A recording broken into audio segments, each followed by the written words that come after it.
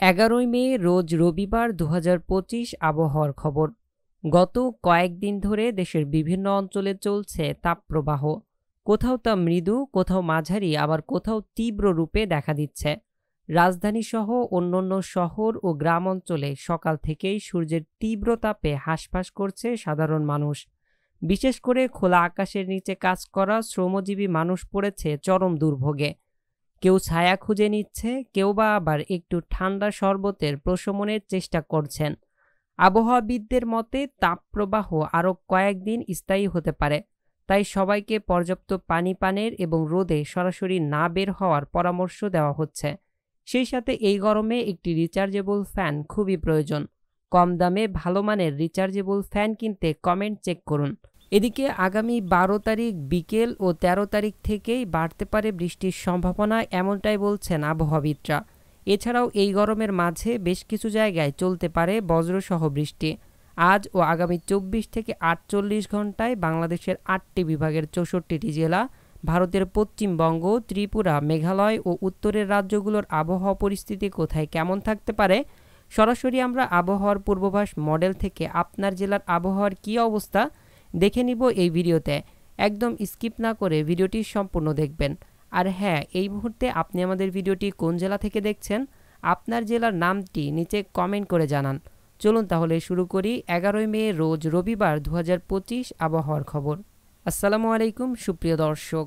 সকাল 10টার পর থেকে যেন সারা দেশে আগুন ঝরছিল। দুপুরের পর থেকে আবার উপগ্রহ চিত্রে আপনারা দেখতে পাচ্ছেন দেশের মধ্যে মেঘলা আকাশ তৈরি শুরু হয়েছে। বেশ কিছু জায়গায় বজ্রবাহী বৃষ্টিও চলমান রয়েছে। বিশেষ করে মেঘলা আকাশ আমরা দেখতে পাচ্ছি মাদারীপুর থেকে শুরু করে এদিকে হবিগঞ্জ, কুমিল্লা, উদয়নপুর, ব্রাহ্মণবাড়িয়া, হোমনা, মুন্সিগঞ্জ, ঢাকা, নরসিংদী, কাপাসিয়া, কটিয়াদি, নাসিরনগর, ব্রাহ্মণবাড়িয়া সহ হবিগঞ্জের আশপাশে। এছাড়াও আমরা দেখতে পাচ্ছি বরিশাল বিভাগের পাথরঘাটা, কলাপাড়া, মাঠবাড়িয়া এই সকল জায়গায় কিছুটা বজ্রবাহী মেঘের উপস্থিতি এই মুহূর্তে রয়েছে এবং বেশ কিছু জায়গায় হালকা থেকে মাঝারি ধরনের বজ্রসহ বৃষ্টি চলমান রয়েছে। সেই সাথে দেশের অন্য অন্য জায়গায়ও আমরা দেখতে পাচ্ছি কিছুটা আংশিক মেঘলা আকাশ তৈরি হচ্ছে। বিশেষ করে ময়মনসিংহের ময়মনসিংহ, এদিকে কেন্দুয়া, ত্রিশাল, নেত্রকোনা, ফুলপুর, নালিতাবাড়ি সহ ভালুকা। এছাড়াও আমরা দেখতে পাচ্ছি রাজশাহী বিভাগের আশপাশ দিয়ে কিছুটা বজ্রবাহী মেঘ তৈরি হচ্ছে। মালদা থেকে ধুলিয়ান, নলহাটি, রাজশাহী বিভাগের নবাবগঞ্জ, গোমস্তুপুর, রাজশাহী, মোহনপুর এই সকল জায়গায়ও মেঘটি ছড়িয়ে যেতে পারে। এছাড়াও দেখা যাচ্ছে ভারতের পশ্চিমবঙ্গের খগরপুর, জলেশ্বর, বালাসর, বাড়িপাড়া এইদিকে কিছুটা বজ্রবাহী মেঘ হচ্ছে, যা বিকেলের মধ্যেই খগরপুর থেকে শুরু করে কোলাঘাট, আরামবাগ, বর্ধমান এই সকল জায়গায় ছড়িয়ে পড়তে পারে।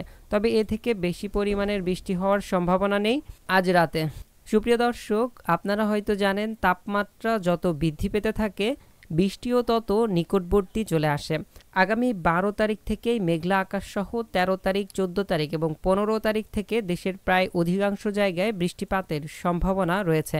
সেই সাথে বঙ্গোপসাগরে একটি ঘূর্ণিঝড় তৈরি হওয়ার সম্ভাবনা রয়েছে, যা আগামী 16 থেকে 17 তারিখ নাগাদ নিম্নচাপ, গভীর নিম্নচাপ এবং পরবর্তীতে ঘূর্ণিঝড় তৈরি হতে পারে, যা পরবর্তীতে আপডেট জানিয়ে দেওয়া হবে।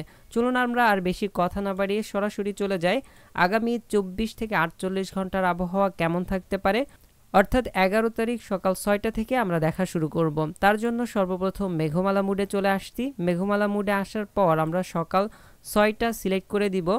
সকাল 6টা সিলেক্ট করে দেওয়ার পর আপনারা দেখতে পাচ্ছেন এই সময় দেশের মধ্যে তেমন কোনো প্রকার মেঘলা আকাশ থাকবে না, একদম পরিষ্কার। এবং সেই সাথে সকাল বাড়তেই আমরা দেখতে পাচ্ছি তাপমাত্রাটা বাড়তে শুরু করবে।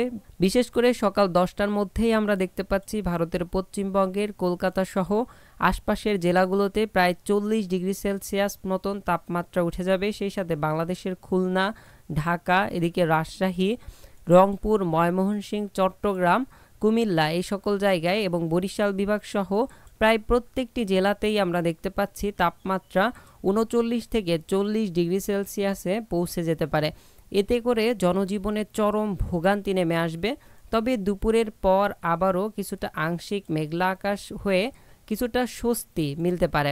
রবিবার দুপুরের পর থেকে আমরা দেখতে পাচ্ছি দেশের উত্তর পূর্ব অঞ্চল থেকে একটি বজ্রবাহী মেঘ আসবে। সেই মেঘের প্রভাবে সিলেট অঞ্চলের প্রায় প্রত্যেকটি জেলাতে হালকা থেকে মাঝারি ধরনের বৃষ্টিপাতের সম্ভাবনা রয়েছে। মূলত সিলেট, মৌলভীবাজার, লাখাই, কিশোরগঞ্জ, মদদ, বিশ্বস্তপুর, এদিকে মেঘালয় রাজ্যের পুরোটা, আলিপুরদুয়ার, শিলিগুড়ি, দার্জিলিং, এদিকে কোচবিহার, সবগুলো জায়গায় আমরা দেখতে পাচ্ছি বজ্রবাহী মেঘে ছেয়ে যাবে। এর সাথে ময়মনসিংহ বিভাগের মদদ, এদিকে ময়মনসিংহ, এছাড়াও ফুলপুর, নালিতাবাড়ি, নেত্রকোনা, ত্রিশাল, ভালুকা, কিশোরগঞ্জ, কটিয়াদি, এদিকে কাপাসিয়া, নরসিংদী সহ আগরতলা, আমবাসা, এছাড়াও দেশের মধ্যে প্রায় সব জায়গায় দেখা যাচ্ছে আংশিক মেঘলা আকাশ শুরু হতে পারে। রংপুর বিভাগের চিলমারি, লালমনিরহাট, রংপুর, পীরগঞ্জ, জলঢাকা, এদিকে পঞ্চগড় থেকে শুরু করে আশপাশের উপজেলাগুলো সব জায়গায় আংশিক মেঘলা আকাশ সহ কিছুটা আবহাওয়াতে স্বস্তি মিলতে পারে দুপুরের পর থেকে। এদিকে রাজশাহী বিভাগের মহাদেবপুর থেকে শুরু করে মোহনপুর, গোমস্তপুর, নবাবগঞ্জ, রাজশাহী, খুলনা বিভাগের মাগুরা, শৈলকুপা, এদিকে ঝিনাইদহ সহ এদিকে কোটচাঁদপুর, দামুদা, পশ্চিমবঙ্গের বর্ধমান, শান্তিপুর, চন্দননগর, এক কথায় প্রায় সারা দেশের মধ্যেই আংশিক মেঘলা আকাশ সহ কিছুটা হালকা থেকে মাঝারি ধরনের বৃষ্টিপাতের সম্ভাবনা রয়েছে 11 তারিখ দুপুরের পর থেকে। 11 তারিখ রাত 12টার পর থেকেই দেখা যাচ্ছে রংপুর বিভাগের দিক থেকে এবং সিলেট বিভাগের দিক থেকে একটি বজ্রবাহী শক্তিশালী মেঘ দেশে প্রবেশ করতে পারে। সেই সাথে দক্ষিণ অঞ্চল, খুলনা বিভাগ সহ ভারতের পশ্চিমবঙ্গের কলকাতা এবং হালদিবাড়ির আশপাশ দিয়ে দেখা যাচ্ছে একটি বজ্রবাহী মেঘ দেশের মধ্যে ঢুকতে পারে। এতে করে খুলনা বিভাগের বেশ কিছু জায়গা, এদিকে রংপুর বিভাগ, সিলেট বিভাগ সহ রাজশাহী বিভাগে ভালো পরিমাণের বজ্রবাহী বৃষ্টি নিয়ে আসতে পারে। এরপর রাত বাড়তেই আমরা দেখতে পাচ্ছি ময়মনসিংহ বিভাগ, রাজশাহী বিভাগের সম্পূর্ণটা জুড়ে এবং ঢাকা বিভাগ সহ খুলনা বিভাগের বেশ কিছু এলাকা এবং এই মেঘটি চলে যাবে সিলেট বিভাগ হয়ে চট্টগ্রাম বিভাগের দিকে। এতে করে প্রচণ্ড পরিমাণের বজ্রবাহী বৃষ্টির সম্ভাবনা রয়েছে 12 তারিখ রাতের পর থেকেই। 12 তারিখ সকাল থেকেই মেঘ থাকবে দেশের মধ্যে। এরপর দেখা যাচ্ছে 13 তারিখ থেকে আবারও দেশের মধ্যে মেঘ প্রবেশ করবে, এতে বৃষ্টিপাতের সম্ভাবনা রয়েছে এবং 14 তারিখ থেকে আরও বেশি পরিমাণের মেঘ হওয়া শুরু করবে এবং সারা দেশে বৃষ্টিপাতের সম্ভাবনা রয়েছে। মূলত 15 তারিখ থেকে দেশে অব্যাহত বৃষ্টির ধারা থেকেই যেতে পারে এবং এই বৃষ্টির ধারা আরও বেশ কয়েকদিন ধরে চলতে পারে। তো এখনও যাদের মাঠে ফসল রয়েছে তারা আগামী কালকের মধ্যেই ফসল সংগ্রহ করে ফেলান, তা না হলে আপনারা ভোগান্তির শিকার হতে পারেন। সুপ্রিয় দর্শক, ভিডিওটি শেষ করার পূর্বে পরবর্তী 5 দিনের আবহাওয়ার পূর্বাভাস আমরা জেনে নিব।